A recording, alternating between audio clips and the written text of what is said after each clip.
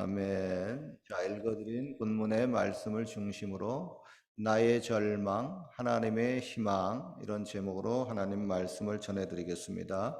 몇 년 전에 우리는 코비드 19이라고 하는 그런 팬데믹 바람이 온 세계에 불어닥침으로 말미암아 너무로 황당하고 난감한 시절을 겪었습니다. 그리고 그렇게 몇 년간 코비드 19을 겪으면서 우리들에게 많은 그 변화의 순간이 강요되었습니다. 전 세계적으로 상당히 많은 사람들이 가족을 잃는 그런 슬픔과 고통의 시간도 있었고요. 또 아직까지도 그 코비드 19으로 인해서 혹은 또 백신의 영향으로 후유증을 겪고 있는 분들도 상당히 많습니다. 그리고 코비드 19으로 인해서 경제적으로 또 여러 가지 어려움을 겪은 분들도 있었습니다. 그리고 교회 역시 이런 그 어려운 시기를 겪으면서 크고 작은 변화가 생겼습니다. 그 중에 가장 안타까운 것은 교회에 그래도 제법 잘 나오는 분들이 그만 믿음을 잃고 신앙 생활을 등지거나 또 이런저런 또 일로 인해 가지고 교회를 떠나는 일도 발생을 했습니다. 그 후에 코비드 19 세력이 약해지고 또 인원 제한도 풀리고 정상적으로 돌아왔지만은 교회의 모습을 보니까 무슨 전쟁에 나가지고 이리저리 폭격을 맞은 그런 모습이 되었습니다. 그러나 우리는 또 다시 또 일어나야만 했습니다. 부서진 곳 수리하고 또 믿음이 떨어진 또 백성들도 추슬려야 하고 또 새롭게 전도도 하면서 교회를 또 재건해야 했습니다. 다행히 하나님께서 저를 비롯해서 여러분들에게 열심을 주시고 또 은혜를 베풀어 주셔서 코비드 19 이전의 모습으로는 회복이 되었습니다. 그리고 더 나아가서 우리가 더욱더 하나님의 교회를 부흥시키고 성장시키기 위해서 애를 쓰고 있습니다. 저 역시 그렇게 코비드 19 몇 년을 겪으면서 내가 나이가 이렇게 됐구나. 이제 은퇴할 나이네. 유종의 미를 거두어야 되겠다 하고 힘쓰고 애쓰고 있습니다. 그리고 얼마 전부터 제가 늘 생각하는 것이 이겁니다.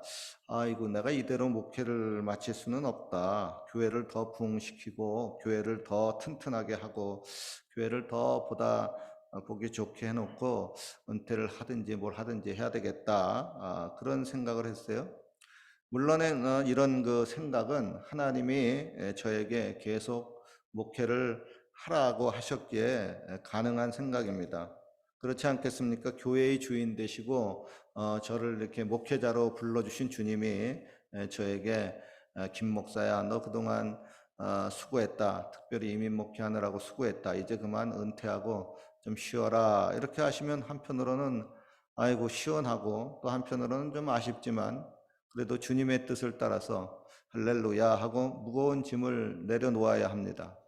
그러나 주님의 뜻이 아직까지 있기 때문에 계속 제가 목회를 하면서 요즘 제가 절실히 느끼고 하나님 앞에 고백하는 것이 있습니다. 하나님, 제가 그렇게 능력이 많은 종이 아닌 것 같습니다. 나름대로 교회를 좀 부흥시키려고 애를 썼지만은 너무너무 좀 부족합니다. 주님 보시기에 제가 주님의 몸된 교회를 부흥시키기에 아니다 싶으면 빨리 다른 사람을 세우십시오.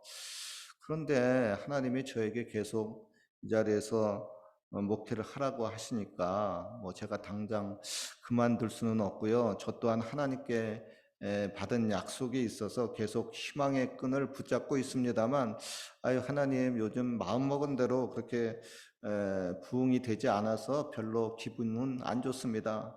주님의 마음은 좀 어떠세요? 이렇게 고백하고 기도를 하고 있어요. 물론 이런 경우에 지금은 잠시 겨울도 됐고 숨을 고르는 기간이다. 좀 더 내실을 다지는 기간이다. 혹은 인내를 이루는 기간이다. 이렇게 생각하면서 스스로 마음을 위로하고 추스를 수가 있습니다. 그러나 제가 그동안에 달려온 길을 뒤돌아보면은 그동안 숨 고르기 참 많이 했습니다. 확실히 숨은 골라져 있어요. 그리고 내실 다지는 노력도 제법 했습니다. 그리고 인내, 인내는 이민 목회하면서 참 지겹도록 많이 했습니다. 그렇지 않습니까? 제가 지금 여기 캘거리에서 이민 목회한 지가 올해 27년째 되어 갑니다. 그러니까 27년을 인내를 한 겁니다. 여기 캐나다 엘버타 주에서 한인교회 중에서 제가 가장 오래된 목회자입니다. 어, 그렇게 27년이나 되었으면은, 그래도 좀 더 뭔가 더 좋은 결과를 만들고 더 큰 부흥을 이뤘어야 합니다. 그래야 저도 기분이 좋고, 또 성도님들도 기분이 좋고, 또 주님도 기분이 좋지 않겠어요? 그런데 제가 저의 모습을 보면서 요즘 느끼는 것은 뭐냐면 저희 아버님의 그 생전의 모습을 저한테 보는 것 같아요.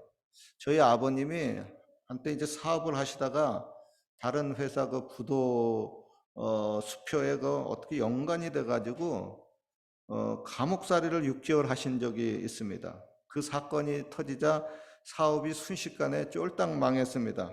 그리고 그렇게 감옥에서 나오시자 저희 아버님이 가족들 앞에서 눈물을 흘리시고 이렇게 고백을 합니다.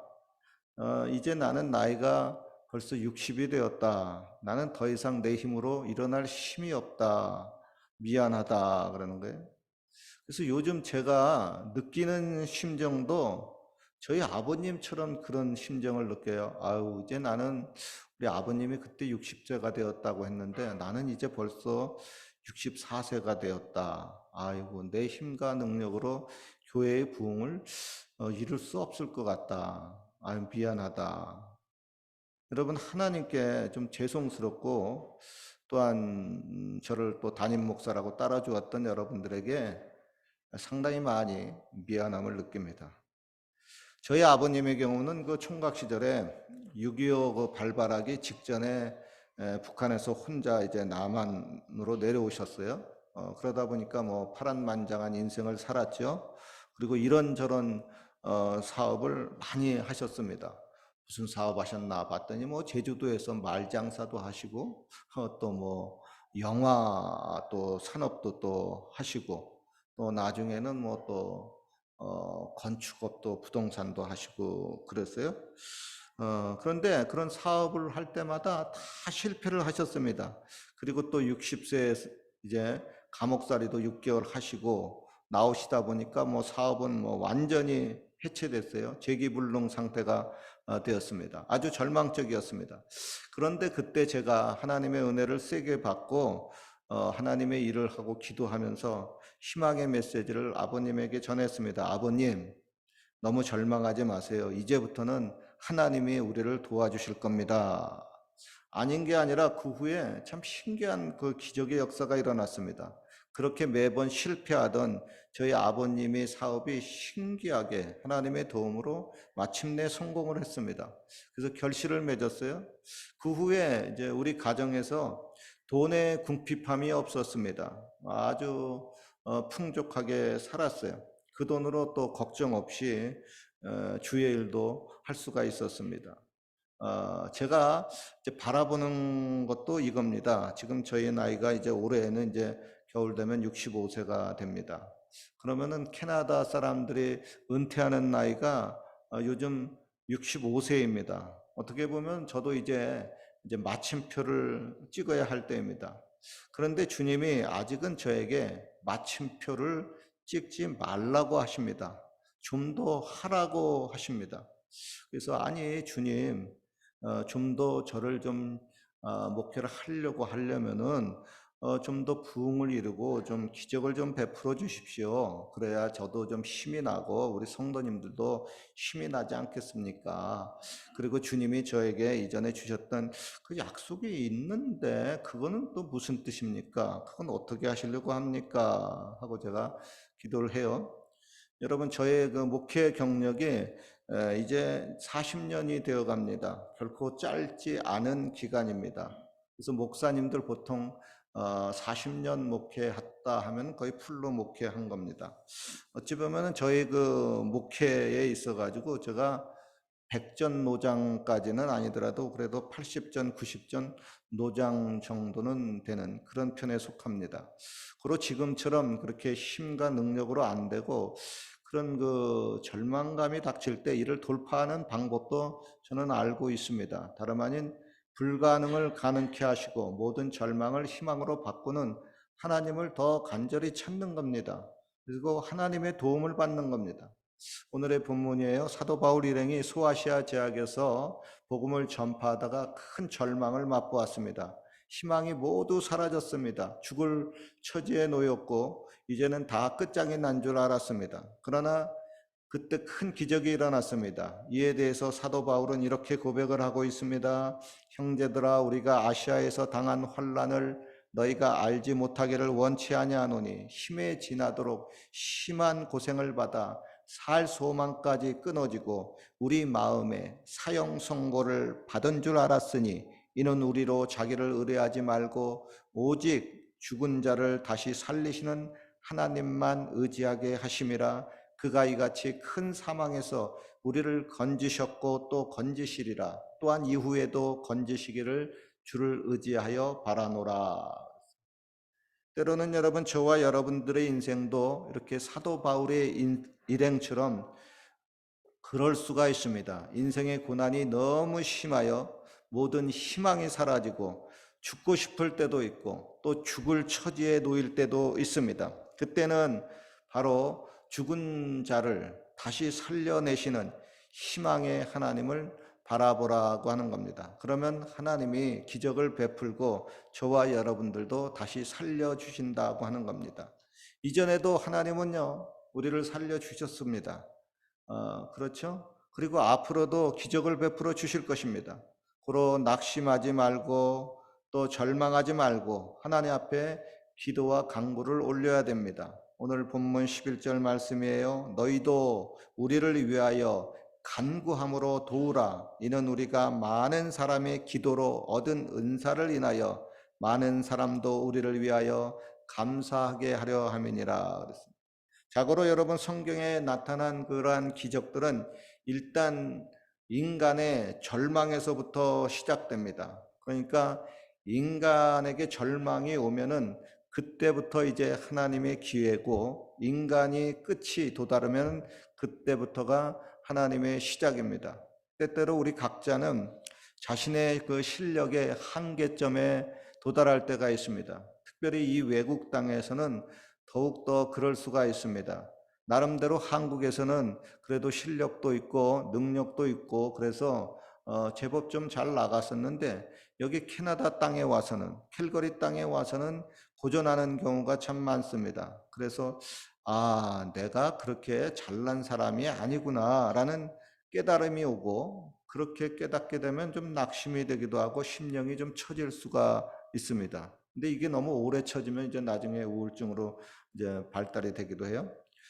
그런데 이것을, 이런 그 낙심과 절망을 어느 정도 체험하는 것, 이것도 괜찮기는 해요. 왜냐하면 그런 그 낙심과 절망이 찾아와서 이제는 자기를 의지하지 않고 내가 실력이 없구나 하고 더 겸손해지고 교만이 깨지고 더 하나님을 의지하고 하나님을 찾는다고 하면은 오히려 그러한 조금의 그 낙심과 절망이 오히려 더욱더 큰 희망으로 나아가는 계기가 될 수가 있습니다.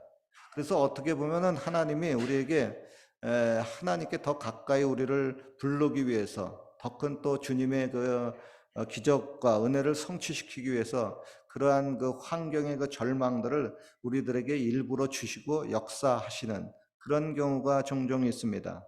다름 아닌 저와 여러분들에게 그런 그 절망을 통하여서 하나님을 더 간절히 의지하고 하나님을 찾고 하나님께 주시는 새로운 희망을 발견하라는 그런 의도입니다. 여러분, 잊지 마십시오. 나의 절망, 너의 절망, 우리 인간의 절망은 그때부터 하나님의 희망의 시작입니다. 우리들에게 있어가지고 절망은 희망이라고 하는 또 다른 이름입니다. 세상 사람들은 절망하면 탄식, 슬픔, 고통을 생각하지만 우리가 절망하면은 희망하고 다시 새롭게 연결이 될 수가 있습니다. 고로 여러분, 이제 나는 끝이라고 말하면서 스스로 인생의 마침표를 절망으로 찍지 마십시오. 반드시 하나님이 주시는 희망의 마침표를 찍고 또 희망의 주인공이 되고 희망을 노래하고 결국 희망을 간증하도록 하는 주인공이 되어 보십시오. 여러분 혹시 전라남도 해남의 땅끝 마을에 가보신 적이 있습니까? 한번 가보신 분 손 들어보세요. 오, 제법 있네요. 전라남도 해남의 땅끝 마을. 한번 펼쳐보세요. 사진 있어요? 사진 있나? 한번 봐보세요. 조금 기다려 보시라니까. 예. 대한민국 최남단에 위치한 땅끝 마을에 가면은 거리마다 종종 이런 표지판들이 눈에 띕니다. 땅끝 마을, 희망의 시작. 즉 그 땅끝 마을은 그곳에서 희망의 시작을 만나는 곳이라고 하는 곳입니다. 거기 땅끝 마을 맨 끝 바닷가에 세워진 땅끝 탑이 아주 이렇게 바닷가에 높이 세워진 것이 있습니다. 끝이 뾰족해 가지고요. 그런데 거기에 이렇게 여러 이제 사람들이 왔다 갔다 할 수 있고 좀 모일 수 있는 그런 장소가 있는데 거기 옆에 보면은 땅끝 희망점이란 글이 새겨져 있습니다. 거기에 보면은 그 글 일부만 좀 제가 인용해 볼게요. 길이 끝나는 곳에서 다시 시작되는 길. 끝점에 서서 얽히고 설킨 매듭을 시원스럽게 풀기 위해 자신과의 싸움인 삶으로부터 희망을 찾기 위해 우리는 땅이 끝나는 이곳에 섰을 때 비로소 다시 새로 시작할 길을 발견한다. 이렇게 되어 있어요. Are you ready? Not ready? Not ready. 이따가 끝나고서라도 한번 펴봅시다. 즉 우리가 인생의 끝이라고 생각하는 그 절망의 그곳에서 다시 새로운 희망의 시작을 알리는 길을 발견하게 된다고 하는 겁니다. 그리고 우리 크리스찬들은 그 희망의 길이 누구인지 어디에 있는지 잘 알고 있습니다. 바로 길이요 진리요 생명 되시는 예수 그리스도입니다. 예수님은 이전부터 저와 여러분들의 희망의 길이 되셨습니다. 그리고 절망에 빠진 수많은 사람들을 구출해 주었습니다. 그로 절망에 빠진 사람들은 딴 데 갈 필요가 없습니다. 희망의 예수님께 나오면 됩니다. 그리고 일단 희망의 예수님께 나왔으면 그렇게 멀리 떨어져 있지 말고 좀 더 가까이 예수님께 나와야 됩니다. 그분은 나의 절망을 희망으로 바꾸어 줄 수 있는 유일한 분입니다. 희망의 그분께 자신의 상황과 처지를 솔직하게 아뢰십시오. 그리고 절망 대신에 희망을 얻고 희망의 주인공이 되어서 희망을 노래하시기를 축원합니다. 반드시 이 외국 땅에서도 희망으로 마침표를 찍으시기를 주의 이름으로 축원합니다. 한번 보세요. 여기가 전라남도 해남의 땅끝 마을입니다. 그 다음 편에 보세요. 이게 그 다음에 땅끝 탑이라고 하는 겁니다. 땅끝 탑. 굉장히 꼭대기 이렇게 뾰족하게 되어 있죠. 그 다음에 이게 땅끝 희망점이라는 글이 이렇게 있습니다. 다시 한번 땅끝 희망점 여기 글을 한번 읽어드릴게요. 길이 끝나는 곳에서 다시 시작되는 길. 끝점에 서서 얽히고 설킨 매듭을 시원스럽게 풀기 위해 자신과의 싸움의 삶으로부터 희망을 찾기 위해 우리는 땅이 끝나는 이곳에 섰을 때 비로소 다시 새로 시작할 길을 발견한다. 오늘도 여러분 외국 땅에서 힘들고 어렵고 절망에 또 빠진 분들이 분명히 그런 절망의 끝에 도달했을 때 다시 희망을 발견하시길 주님의 이름으로 축원합니다. 기도드리겠습니다. 하나님 아버지, 때로는 우리가 이 외국 땅에서 심한 절망감을 느끼기도 합니다. 그러나 그때마다 우리 절망을 희망으로 바꿔주시는 하나님을 바라봅니다. 주여, 지금도 이 시간에 기도합니다. 우리를 또다시 절망에서 희망으로 옮겨 주시옵소서. 또다시 주님의 기적이 일어나서 우리가 희망의 메시지를 또 전달할 수 있게 하여 주시옵소서. 각자에게 희망이 또 성취되게 하여 주옵소서. 예수님 이름으로 기도하옵나이다. 아멘. 우리 찬양